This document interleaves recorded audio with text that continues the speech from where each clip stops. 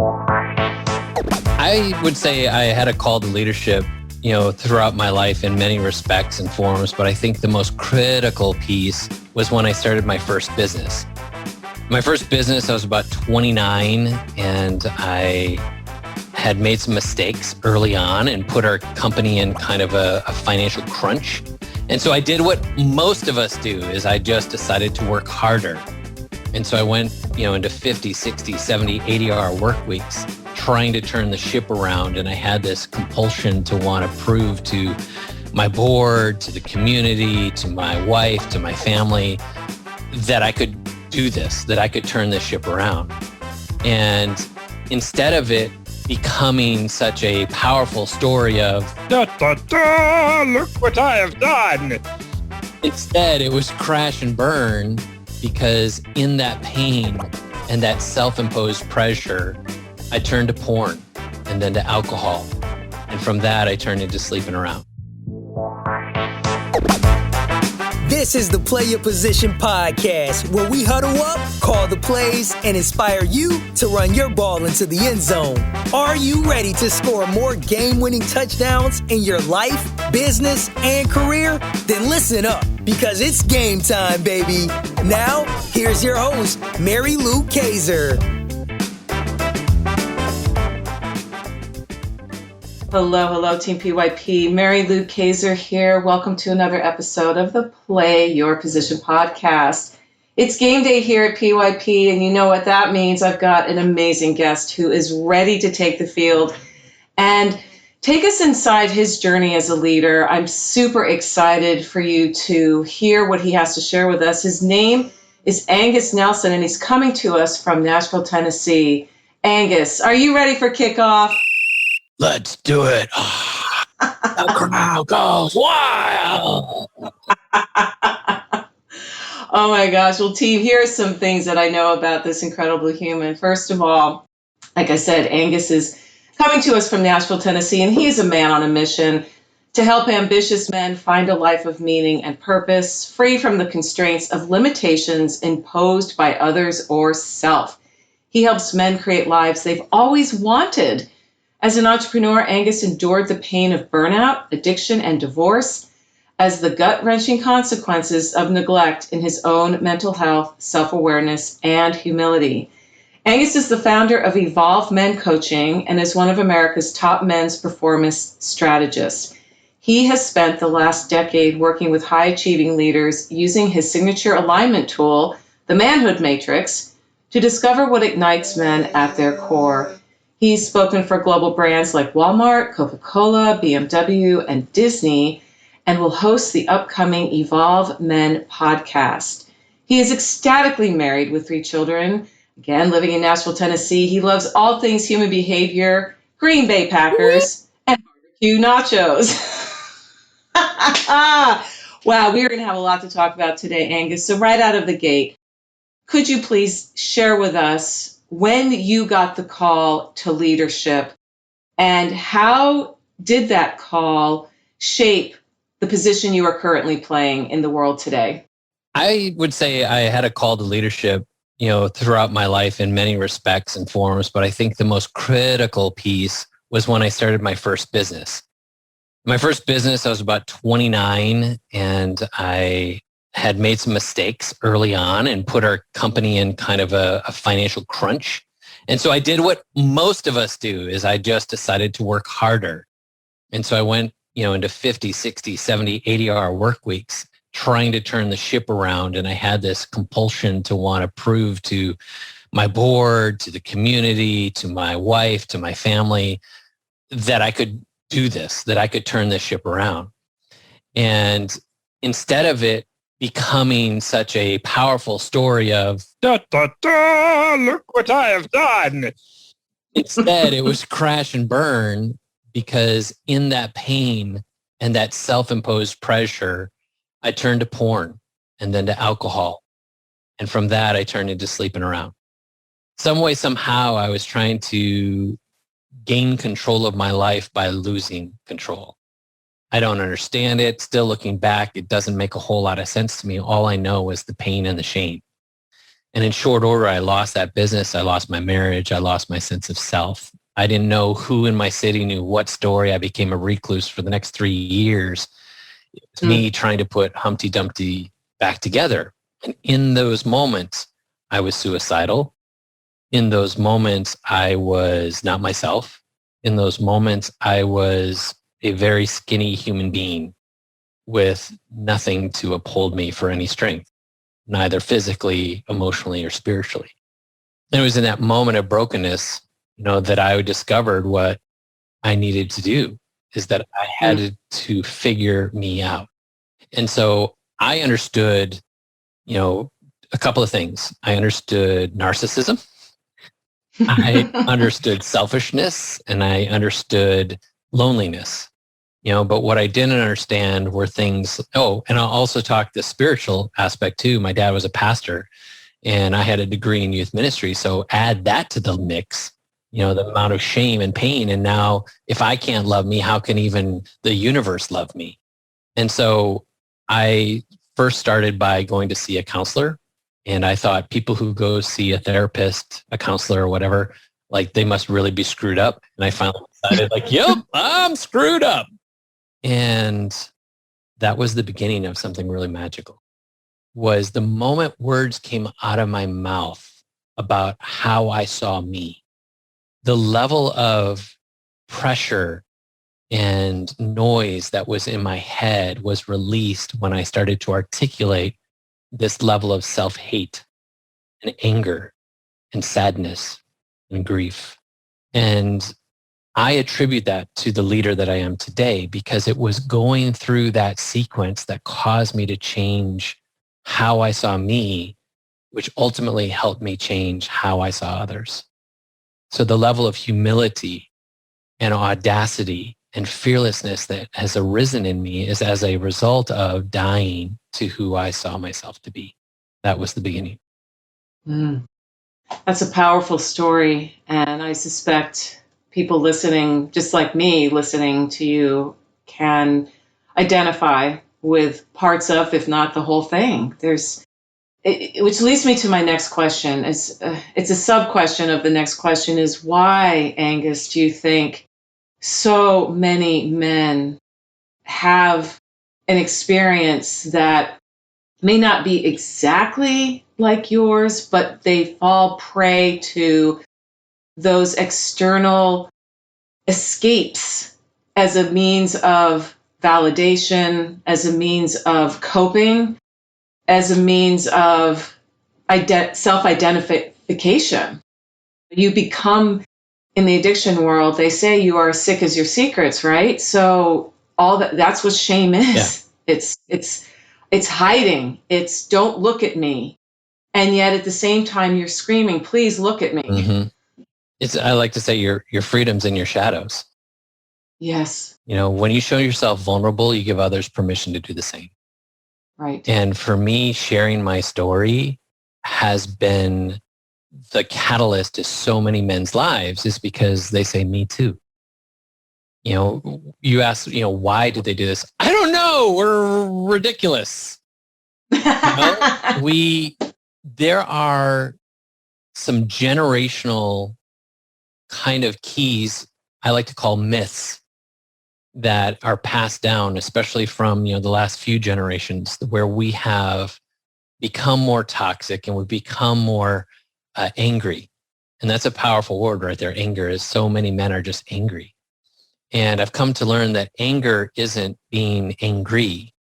Anger is the inability to process grief and sadness. And for many men, we're told these myths that you have to go it alone. We've been told myths that you cannot show weakness, that if you ask for help, you look like an idiot, that if you just stay busy, you'll be productive. And we think that if someone's going to win, then someone else has to lose. These are all myths that were raised in either a literal articulated element, or it's something that we're perceived in our culture, especially in the westernized, American world. And we perpetuate this pain because we have fatherhood that doesn't know how to articulate and process their own stress and pain. And so then they put that kind of, in psychology, they say they project that pain onto their kids, onto their boys and their. Mm-hmm. Mm-hmm. And so we put them under the same pressure and strain and noise in their own heads that make them feel less about themselves. We're like, you idiot, you're stupid, you're never going to amount to anything. What the hell are you thinking? And we're causing that child to feel less than. And of course, we overcompensate too on the other side is when we just reward them for everything. Oh, you're the best, you're amazing. Then they go on American Idol and find out they can't sing. What a shocker. Like, these are like two different polarities of the same conversation is we don't know how to be honest. We don't know how to tell the truth because we think the truth in some way will rob me of my personal power or rob me of my position or rob me of something that I'm clinging to dearly, thinking that that is my sustenance, only to realize that it's bullshit. It's a story I made up in my head. Mm-hmm. And a lot of this comes down to identity. All those words, all those actions impress something upon me that I chose to receive as my own and make part of my identity. And then I built a story around it that now becomes my excuse to either act the way I act or not do the things that I don't want to do. So how does a man, and I speak for the women who are listening too, who love men, have men in their lives, whether it's their fathers, their spouses, their sons, brothers. Mm-hmm. Where do we start rewriting the stories, Angus? Where does it start? So if you're in an intimate relationship with someone, you have a marriage, a partner, or something of that nature, then you have a little bit more leeway in access, right, than other relationships. So a coworker might be a little bit more challenging. But this is what I know to be true. What you hear about, you think about, you talk about, you bring about.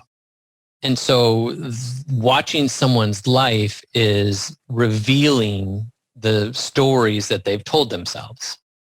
Listening to their words will let you in on what their self-talk is. So when they say things like, oh, that always happens to me. Oh, I never get an opportunity. Oh, I'm such a loser. All of those reveal I was going to say tape recorder.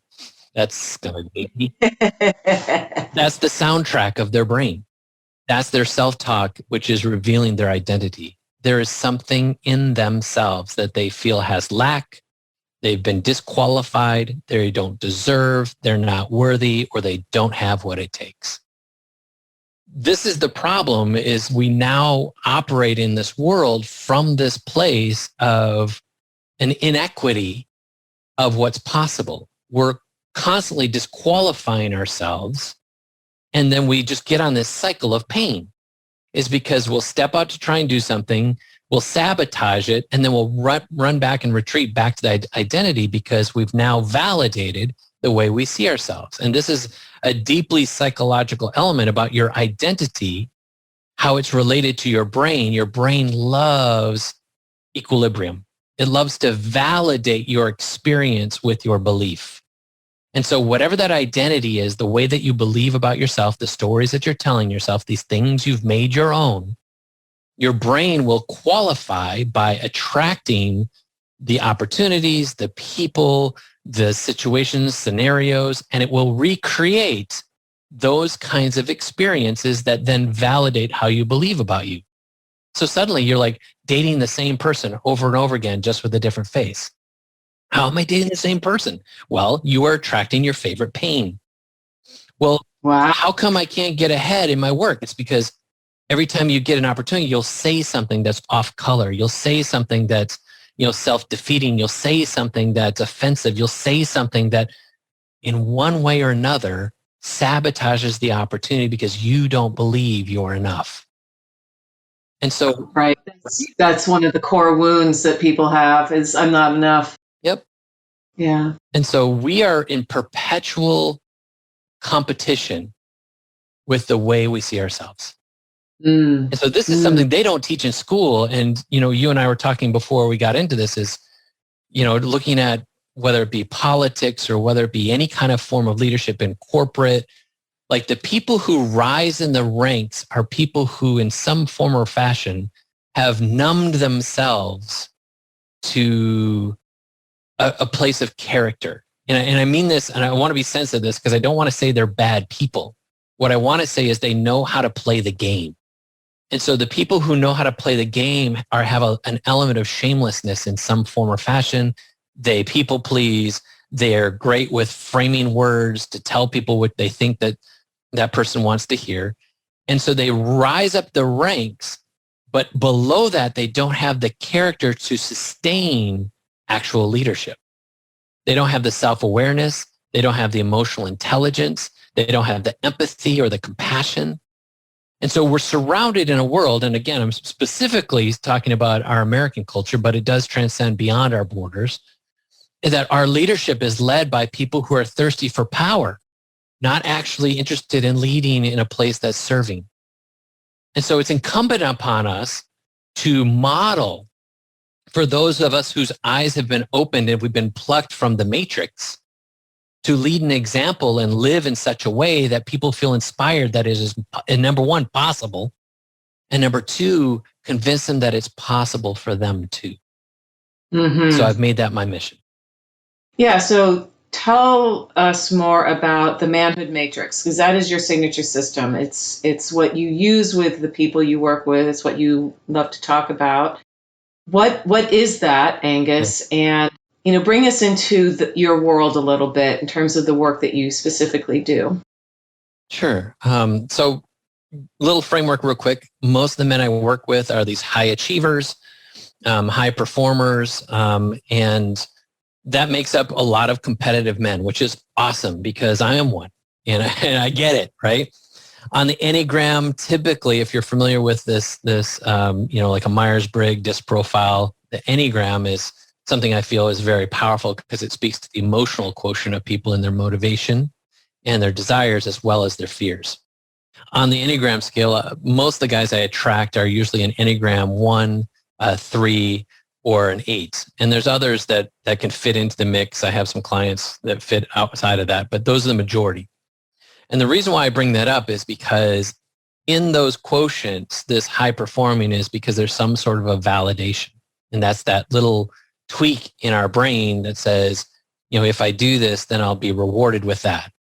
And this is kind of the challenge, right? Is we have to disconnect ourselves from that equation, which takes a lot of intention and a lot of self-awareness. Which brings me to the Manhood Matrix is in order to pluck you from some of those constructs is you have to see an alignment to be able to measure yourself. And so I came up with this thing after years and years of working with men. I started taking a look at, these different words, and then I finally created an acronym because, we love kitschy things, right? And I came up with this pyramid based on Maslow's pyramid of self-actualization. And I'll go through the names of each step real quickly, and then I'll back up and give you a little context to each one. First, we start with mindset. That's the core of the foundation, the bottom of the pyramid. If you were to imagine in your mind, the bottom layer of the pyramid is mindset. This is the foundation that everything stands upon. Second on top of that is your attitude. This is your approach, and I'll unpack that here in just a moment. The next is your nature, right? How you see yourself. This is the identity quotient, which then takes you to a place of humility where you see that your gifts, talents, and skills are bigger than you. That takes you to a place of observation. This is the quotient where we get to self-awareness. We're paying attention to how our lives impact others. Then we see opportunity. The opportunity where our gifts, talents, and skills can step out and play in such a realm that it has impact, in which case we will dare. We'll dare to do the thing we see in our heart to do, right? So anywhere on this quotient, when you have a challenge in an area, you're like, oh my God, what am I facing? And it's some sort of a resistance. I'm not getting along with my team. They don't understand me. They don't listen to me. Well, now we're in the observation mode. That's self-awareness. There's something about how you're communicating that is ineffective, which means we believe that we say things the way we want to say them and people will understand them. That's not true. We have to say what we want to say in a way that others can receive, in which case it's incumbent on us to know who we're talking to and how they operate. again, why I see the Enneagram is really powerful, because their motivations. So if I'm challenged by another area where I'm like, oh my gosh, I can't get this opportunity. I can't make this thing happen. What the heck is my problem? I must not be as good as everyone else. Well, that starts with identity. That's your nature. It also has an element of gratitude. And if we're really honest, let's go down to the basis of your mindset, right? So those are some quick examples. So let me build it out real quick for you. So your mindset is this construct where you are in a place of understanding that how I see myself is everything. In the mindset is this place of understanding all the things I told you about is your brain being in equilibrium with your belief system. And so in that place, you're always seeing that your habits, actions, and behaviors are congruent with the vision you have of yourself. Because our behaviors will always, our behaviors are always based on our beliefs. Yes. Right? Mm-hmm. And you change the belief, you change the behavior. So the stack on that is the attitude where I see myself in this place of one of two things, either love, abundance, gratitude, generosity, and opportunity, or this place of lack, this place of rejection, this place of inequity. How I see myself, my attitude I approach the world now dictates the filter and lens that I look through. And if we're coming from a place of lack, and a lot of my clients have issues with money. They have a money story in their head that conflicts them. Either they can't make more money than their dad made, or they'll feel like something's wrong with them. They can't be wealthy and create wealth because they think that people who are rich are assholes. And they don't realize that these stories are conflicting with their ability to create these realities in their own life. And so they are actually sabotaging. So that attitude is really critical. Is life happening to me, or is life happening for me? Mm-hmm. Is it giving me wisdom and insight and an advantage for my future? And therefore, I can never make mistakes. I can never miss an opportunity because it'll come back around. So stack onto that attitude, this nature. Again, I said, the equal word to that is your identity. It's, am I performing for the attention and validation of others, my work or my relationships? Or do I understand that my being is more important than my doing? And I live from this place of purpose and this place of vision for my life, not dictated by the concerns of others. And therefore, my presence inspires my surroundings. I am now the thermostat, not the thermometer. I love that dichotomy. That's really powerful. Yeah. Yeah. And wow. The humility part of it. Well, go ahead. You can jump in. No, the humility part of it. That's next. Yeah. So in the humility, it's like you see the world bigger than yourself, that I have a place of contribution, a place where I can play. And in this humility, sometimes we go to a spiritual construct where, we see a bigger scope. We see universal energy. We see a God. We see, other constructs that help us create meaning both in our lives for ourselves, but more importantly, for the lives around us. So now my greatness is not my ego and my narcissism. My greatness is an internal source and supply. And then, there's this proverb that says, if you want to live, you first must have to die. Suddenly, you're released from all the chains. And now you're in this place of freedom where now you can observe the world around you, where you interplay, that you're an intersection with all the lives around you, that you bring an energy and a frequency to the people that you serve. And from this place is self-awareness and emotional intelligence. How you act, how you speak, how you behave around others is in this ever-present understanding that I'm bringing influence, that I'm a contagion. And now I'm listening to the words of people around me. I'm paying attention to their subtleties and to their needs and to their emotion.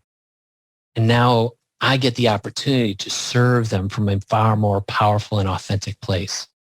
And built on that personal integrity of this observation is opportunity. where I occupy my significance and I stand in my gifts, my talents, my skills in that place of contribution where I see that there is a fit for certain elements of my ideas and my intuition and my spirit or my soul or whatever label you want to give it is guiding me and leading me and seeing the places that I get to actually create that meaning, create that contribution. And now I accelerate my life in this place of peak performance and I dare to do the thing that is in my heart to do. And when we build upon this whole construct, the dare is not a one-time thing. You're not daring to do one thing. You're going to dare to do things throughout your entire life, multiple times. Because I love to say that the dare is you getting outside of a belief box. It's getting outside of the things that you've known to be true, because in expansion of our lives, we get to places that challenge our subconscious, that identity that we have gets challenged by the experience. Because now if I'm playing a bigger game, I'm facing bigger demons. I'm facing bigger challenges, greater strengths, greater resistance. And so oftentimes when we get outside of the things that we know, we get a little freaked out. But yet it was Joseph Campbell that said, in the cave you fear to enter lies the treasure that you seek. Mm-hmm. It's halftime here at the Play Your Position podcast, and we've got ourselves a great game. While you're up grabbing another snack and topping off your favorite beverage, make sure to subscribe to the show so you never miss another play. PYP is available on Apple Podcasts, Spotify, and wherever great podcasts can be found. Now, let's get back to the game. Oh, I love Joseph Campbell. That's right. And we were talking about that in the pre-chat that I believe that was in the pre-chat, that freedom is in our shadows. Yeah. You know, freedom is in our shadows, and it's the thing that people fear the most. And the thing about freedom is, you know, if you believe in or if you follow universal law, which I can tell you do, and many of my listeners do as well, that, you know, one of the great laws is the law of polarity. And there is, for, you know, an opposite. So freedom also means restriction, but not in the way that people think.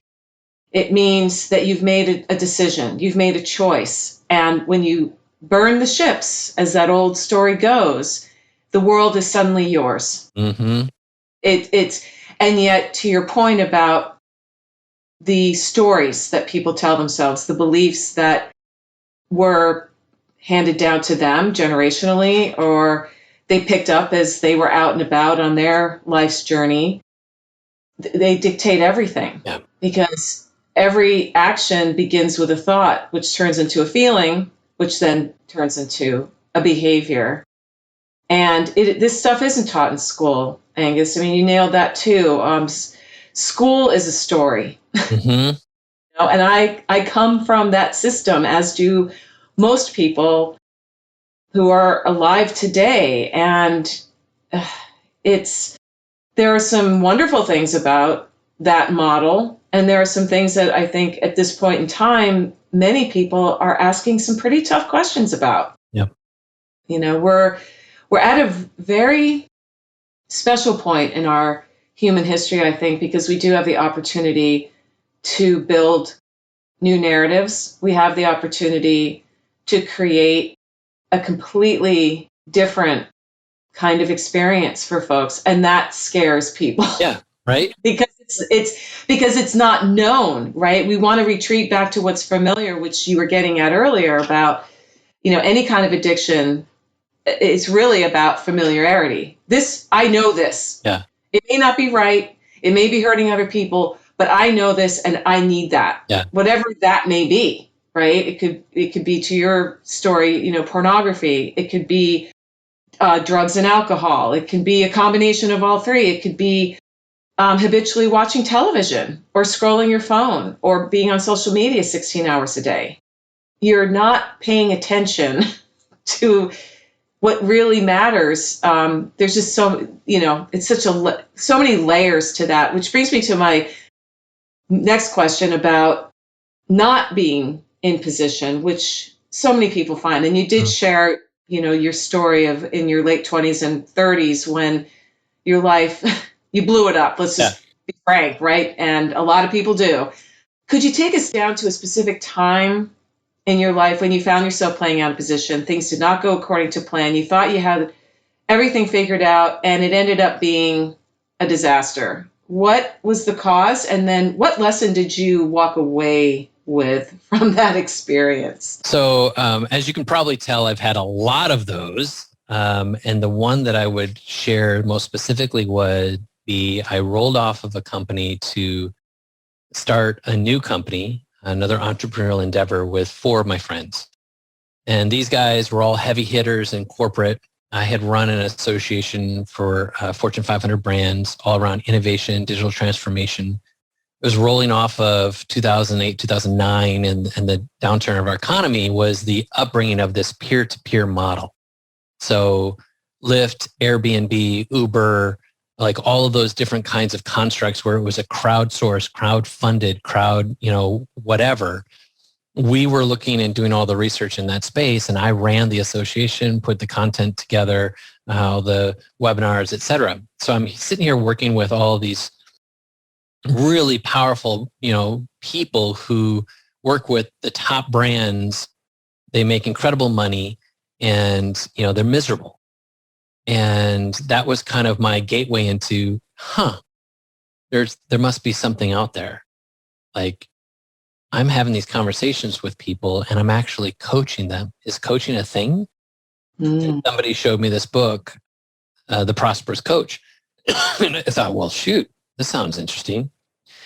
However, I needed to make money and I wasn't ready to go into that. So I started this other company with some of the guys. One of the guys from Ford Motor Company, Scott Monty, reached out to me and said, hey, you want to start this company with us? And I'm with a guy from, Scott is from Ford Motor Company, he's a guy from General Motors, a guy from Comcast, and then a data analytics guy and myself. 5 of us start this company, and all of our clients are these big, brands that are long sales cycle. And I didn't have the corporate, income that these other guys had. So they were used to, bigger checks. And so it became a lot of mouths to feed in a construct of time. And I had this other interest. I was not aligned. Mm-hmm. And I lasted about 9 months and burned through all my savings and jacked up my credit cards over $53,000 or so. And one of our clients had brought us in to do social media on a cruise line, a cruise ship. It was their luxury cruise ship. And my wife and I were to teach the boomers that were on these luxury cruise ships how to use social media.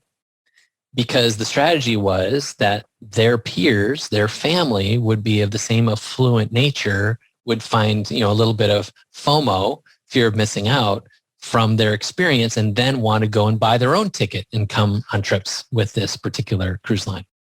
I'm on that cruise in the middle of the Mediterranean from Athens, Greece, to a bunch of really gorgeous cities all the way up the coastline to Venice, Italy, with my wife. We have about $400 left to our name. And we're sitting here surrounded by luxury and abundance. On this cruise ship is politicians and actors and singers and just, a different breed of humanity.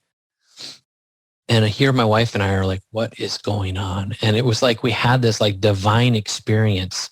And there's a proverb that says, you shall reap from seeds you have not sown. And I clung to that. And I'm looking around and it's like, hey, baby, this is going to be us. This is going to be us. And like I said, in short order, I came back, with having all this debt. And I was like, hey, guys, this isn't working out. I'm tapping out. And my wife and I immediately went to work to put our house on the market. The Nashville housing scene was pretty great. We made some cash. We got out of debt. We moved in a 2-bedroom apartment with our dog, our 90-pound Labradoodle, and our 2 kids. And we spent the next year just putting, the pieces back together again. And here I was in another situation where I lost everything and I had to rebuild. And only this time the story was so different because now I was picking up side jobs, but I knew that coaching was my thing. And so I started by investing in tons of books and videos and just learning the whole world of coaching, mindset, etc. And I had bits and pieces from my own personal growth, but now I was getting really intentional. So it was Napoleon Hill. It was, just Jim Rohn, Brennan Burchard, Brene Brown, Jim Rohn, all these different teachers and just philosophers. And I then made a decision. I wrote in my journal where I wanted to be. And I got a coach. I hired my first coach. And my wife and I, she didn't know when I did it. This became its own shit show, which is, we'll save that for another podcast. And I dropped 10 grand on coaching. And in that moment, when my wife found out, like it was everything hitting the fan and what are you doing? And I was like, I was afraid you'd say no. And she said, if you believe it to be true, why would I say no? And that was like a critical moment in my own psychology and in our marriage of where I had to overcome my own stories and understand that I had a woman by my side that believed in me. And she said, I don't care what we've gone through and what we've gone and what we've experienced. I believe in you. I know this is going to happen, but I need you to talk to me. I need to be included. And now flash forward, here we are, 3.5 years later, 4 years later. And I'm in a place where my wife is now working by my side. And she's now working within my coaching practice. And one more thing I'll include is I wrote a letter to myself 16 months ago. And I just got it in the mail this last week. And in that letter, I said, over this last year, you did this, this, and this, and you're making more money. And then I asked myself this question, how do you like making more money than you've ever made in your life? And all the things in the letter were true. It's everything I've accomplished this year. And so I don't preach this shit from a place of platitudes or a place of just hyperbole. Like I help my clients because I went through all of this. And now my clients, some of them run multi-million-dollar companies. Some of them are just starting their multi-million-dollar companies. But I'm helping men get plucked out of the matrix of their minds and getting placed in a place that aligns with truth in their life and gives them a purpose that's beyond accomplishments, but a purpose that's connected to emotion that they get to make contagious. Do you believe that the men that you work with, they need to come to that decision for themselves in terms of, I need help, like you did. You hired a coach. You realize this is the only way I'm going to get to move forward, versus somebody says, hey, I think you really could benefit from this. I'm curious where you fall on that. Does it need to be the individual's decision to step into faith and say, this is something I need to do? Or does someone in their life need to nudge them toward it? And both. I think it's an and both. Okay. There's an interesting thing that the two sides I'll say to the men that I work with. One is they have to choose themselves. Like, we're going to make very little progress until you choose you. And I can't convince you of choosing you. I can show you reasons why. I can show you how it can benefit. But at the end of the day, you have to wake up and look into the mirror and say, I choose me. And the second piece is, I know that money is a motivator. And this sounds crass, but anything you give away for free has less motivation attached to it than something that costs somebody something. I guarantee you, when I had 10 grand leave my bank account to go and invest in coaching, I was doing everything I could to learn everything that was possible. Because I'm sure as hell going to get an ROI out of this. And every time I've invested myself, I've now invested myself over 100 grand. And that sounds crazy because that was like all I had ever make was like my dream. Just give me 6 figures. And now I've spent 6 figures on investing in someone that I believe in more than anyone else. Because I know that my story and the things that have happened in my life are for a purpose and a reason. And it's my choice to step into that place of being the teacher, the guru, the guide, but more importantly, like mentor. Mm-hmm. I want other men to experience the good side of what I've experienced and to avoid the crap that I went through. I want to fast track them. I want to accelerate and collapse time and space to get them to the place that finally makes them wake up, look in the mirror, and feel fulfilled. That's such just an awesome mission. And I can tell how, it just is in every cell of your being, Angus. It's so clear to me that you wake up every day knowing exactly why you're here. And there are people listening who don't yet. Yeah. That's just the way it is. And it's one of those things where people can say to themselves, "Oh, I really want that. And why is this taking so long?" And it's one of those things that I'm a big follower of Stephen Pressfield, and he talks about in his book, Turning Pro, that you remember the day you turn pro. And that's what happened to you. You just remember, we remember 9/11. We remember when the financial collapse happened. We'll remember the pandemic. And you remember when you turn pro, when you decide to choose yourself. And there's no other option. And until, I'm going to reiterate what you said, until you do choose yourself, you're just going to be in the shit show. And that's your choice. And that's hard for people to hear. It really is. Well, no, they want to blame. They want to say, this isn't my fault. The government did this to me, or I was abused as a kid, or whatever. It's like, you know what? Everybody had crap. Yep. Everybody had crap. No matter how great it looked. I mean, I've come to my own awareness through investing in people, doing the hard work, coming up on 400 episodes of the Player Position podcast. I mean, I've gotten into the worlds and heads of a lot of people. And at the bottom of it all is what you and I are talking about. This is what people want, ultimately, is to feel that freedom. They may not know they want it because they're so mired down by the toxicity, the stories, the beliefs.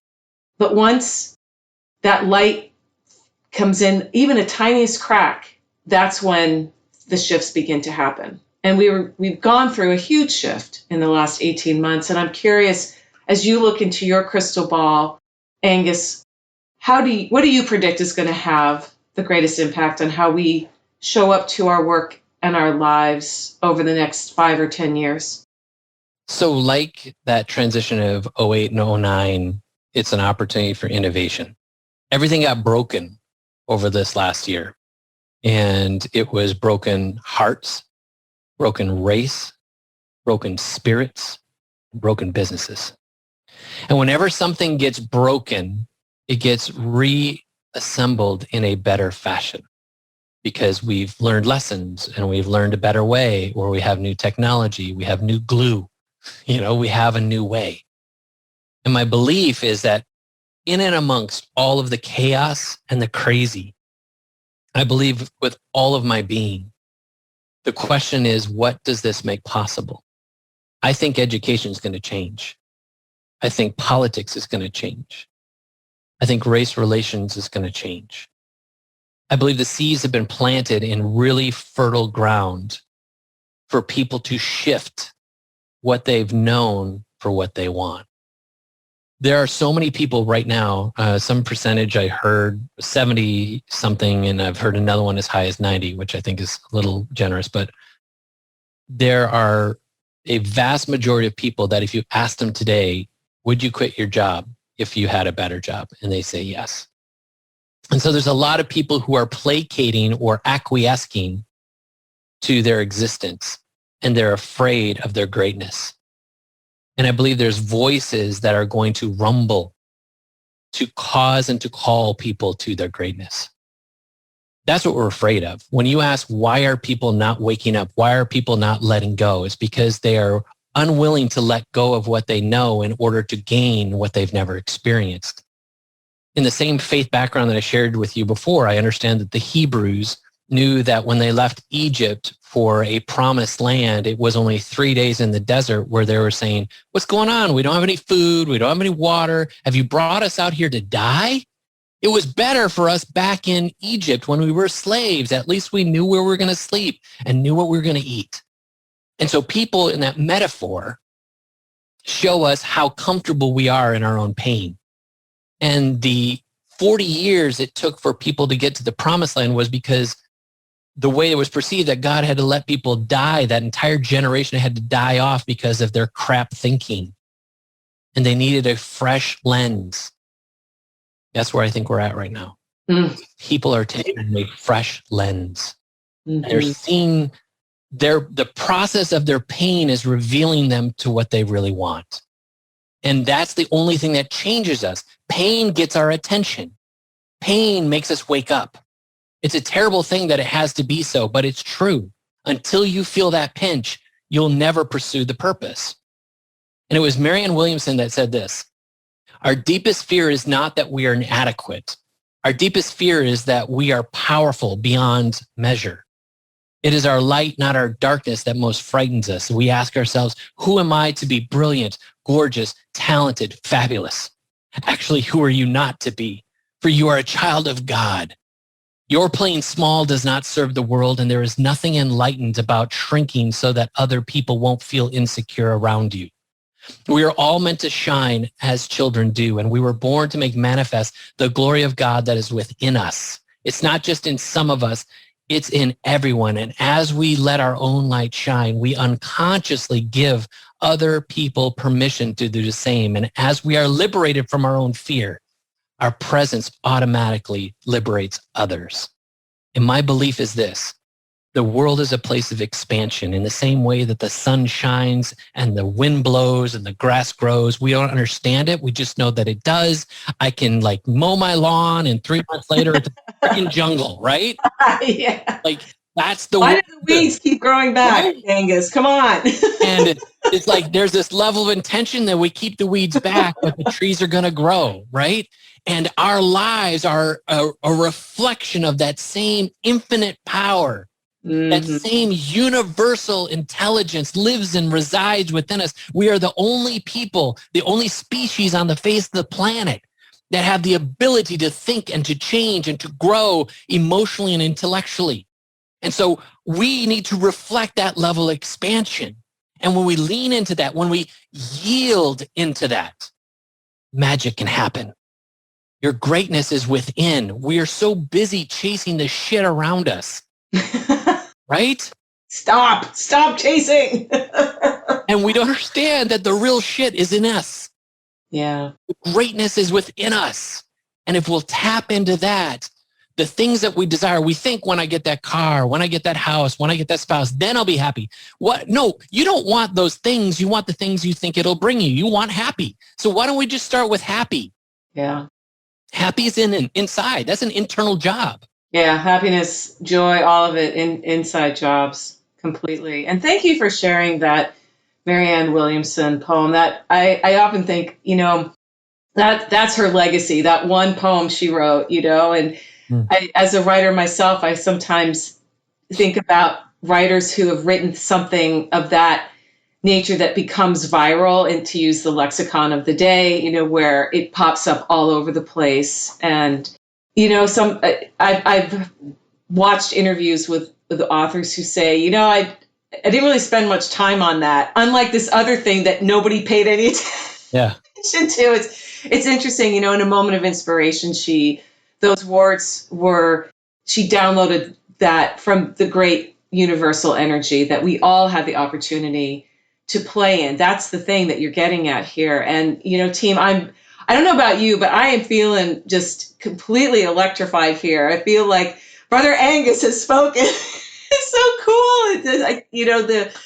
The spiritual life that you were raised in as a boy, having a parent who was a professional preacher. There's something to be said about that. And I find it interesting how your story is universal in the fact that you grew up, you made some choices that didn't lead you to very good places, and you had to die in order to live again. And we can't forget that. That's what nature is. You're getting at that. I look outside my window, and I'm so fortunate because I live next to this glorious forest wetland, and I see the trees and the plants cycle through every year. Well, we do the same thing as humans.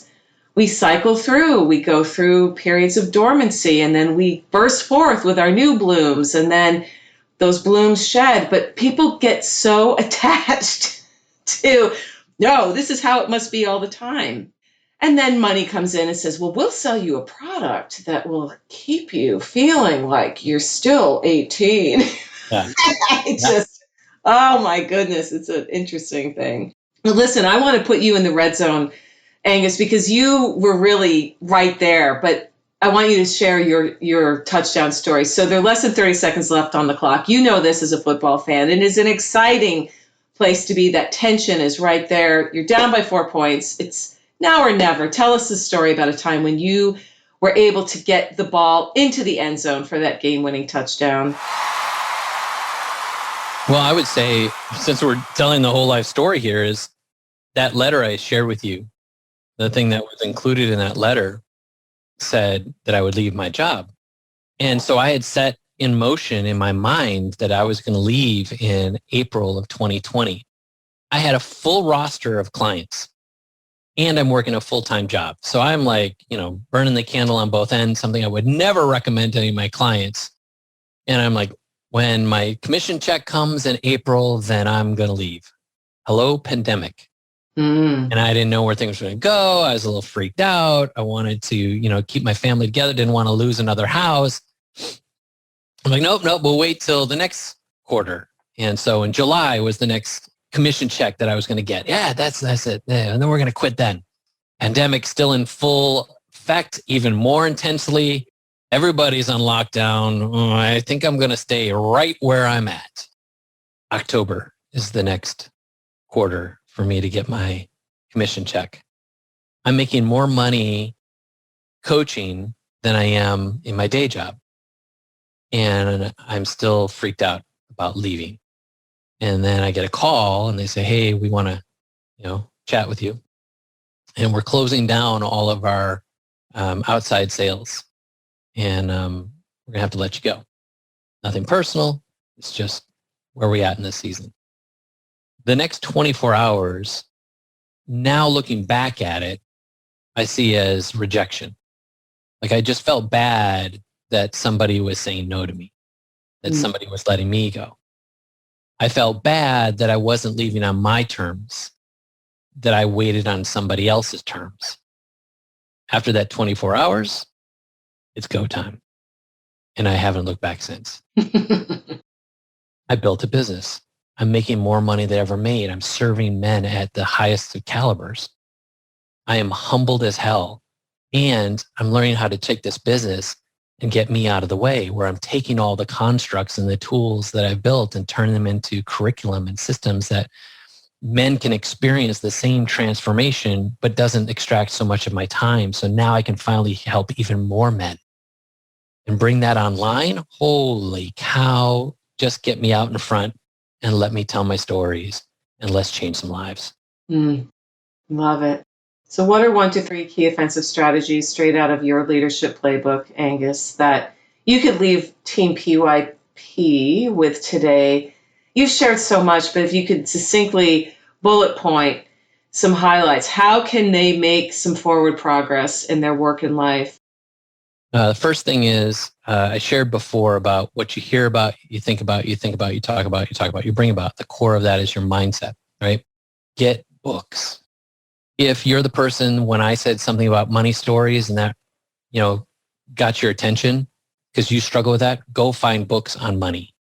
Jen Sincero's You're a Badass at Making Money. That's probably the best book to start with. Yeah. If you're in a place of personal power, Claim Your Power by Mastin Kipp. Go get that book. How to Unfuck Yourself by, I forget his name, but the title alone will find you. Isn't it Mark Mason? Mark Maron? No, that's a different fuck. Shoot. I've got it. Yeah. It's behind me somewhere. I can't see it right now, but how to unfuck yourself. Like, find books that are going to speak to the things that are your resistance. Second of all is get help. Wherever you're at, you need somebody to talk to. If that's a counselor, a therapist, a mentor, or a coach, something will accelerate you. Mm-hmm. And until you get it, everything that's hidden in the shadows, like we said, will fester. But if you bring it to light, it gives you power. That's number one. Number two is people have gone where you want to go and will help extrapolate your time sequence into something that will accelerate your growth. Outside parties always help you accelerate. I spent 10 years trying to build what I've built. And when I finally made the decision, it happened in less than 2 years. Mm-hmm. When I finally got the right coaches. Bam. Like, getting some outside party will help you accelerate. And the third piece, this is the thing that I think most of us need to hear. Trust your intuition. Your greatest strength is the fact that your greatness will guide you. When you learn to listen to that spirit, that soul, that energy, that frequency that's within you, when you listen to your body, listen to your heart, listen to your desires. It was the great oracles of the UK, the sirens called the Spice Girls, that said, tell me what you want, what you really, really want. You decide what you truly want, and your intuition will tell you. Lean into it. Trust it. It may scare the hell out of you. Good. Because on the other side of that fear is your liberation. And you will find great comfort in overcoming the things that are holding you back and the resistance that's pushing against you, because you will see that you are a fucking rock star. You are created for greatness. And your future is only waiting on your decision. It's true. Team, I hope you're hearing what Angus is saying. Get the books, start with the books, find help. I can second how, and it is going to be scary, because you're going to be, if you're really serious about this, it's, you got to burn the ships. You got to go all in, and you'll never look back. Yeah. You just won't. You will. It's amazing. So for people who would like to know more about you, your services, where do you hang out online, Angus? Where can they find you? You can find me at angusnelson.com. You can find me on Instagram if you want to see my content. I'm always in full supply on Instagram at Angus Nelson. And the last piece, if you want that alignment tool, you can simply go to manhoodmatrix.co. C-O. So team, those links will be on Angus's show notes page at pyppodcast.com. Get in his world, guys. Every single guest that I bring on this show has something that can make your life better, help you play your position in 10x, 20x. I mean, I think, Angus, you took us to 100x today. This has been fantastic. And before we officially say goodbye, tell us who your team is. We are coming up on a new football season. So who do you watch on Sundays? As I told you, I bleed green and gold. And this whole Aaron Rodgers fiasco is so heart-wrenching, but go Pack, go. Well, I tell you, it is, what are we, about 6 weeks, maybe not less, from, training camps. Actually, I think training camps are starting up right about the time of this recording. And when this recording airs, football season will be underway. The exhibition games. It's exciting. Those of us who are fans are looking forward to getting back in the stands. And again, Angus, thank you so much for fully showing up today. You have been an inspiration. My mind is going crazy. I have about 5 new books I'm going to add to my private library. And that alone is worth the time. But all the stories that you shared, the commitment you have to helping men become the best that they can be, because they're following their truth, is such an important message. And you are a rock star. Thanks, Mary Lou. I really appreciate the opportunity to come and speak to your audience. And for those of you who are listening, Mary Lou is bringing you truth through every speaker. Give her some love. Tweet it out. Thank her for all the work that she does, because podcasting ain't easy. Thanks so much. Hey team, Mary Lou here. Who's number one in football changes from year to year. Fashion trends come and go, same with musical tastes. But leadership skills, they never go out of style. In fact, these days, leadership is an essential survival skill for a world that demands more from us than ever before. To succeed these days, you need to know how to show up for yourself so that you can then do the work you love with people you like the way you want. The Play Your Position Leadership Playbook helps you do this, and it's free. Go to pyppodcast.com to download your copy today. If being more successful this year, next year, in the 21st century is on your to-do list, get your copy of the Play Your Position Leadership Playbook now. pyppodcast.com. It's at the top of the page. You can't miss it. That's pyppodcast.com, and start being more of the leader you are meant to be today. This podcast was produced by Daniel Romeros. Show notes for this episode can be found over at pyppodcast.com. I'm Mary Lou Kaiser. Thanks for listening. Here at the Play Your Position podcast, we believe that the road to self-mastery and a life well lived starts with answering the call to leadership. That's when the fun really begins. Send this episode to any friends who might need to hear the inspiration and ideas you heard today. And feel free to rate and review us on your favorite podcast platform.